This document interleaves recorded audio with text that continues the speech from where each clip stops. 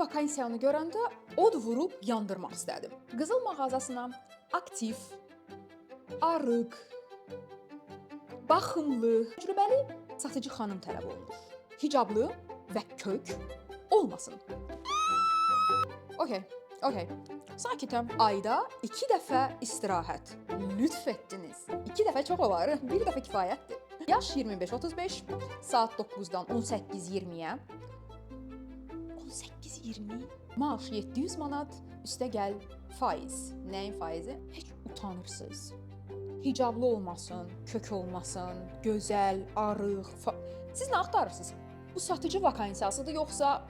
Çox xahiş edirəm, xanımların hər birinə səslənirəm. Belə vakansiyalara qəti bir şəkildə CV göndərməyin. Belə yerlər işə başlamaq üçün qəti bir şəkildə uyğun deyil. Yeni işə başlayanlara bunu xatırlatmaq mütləqdir.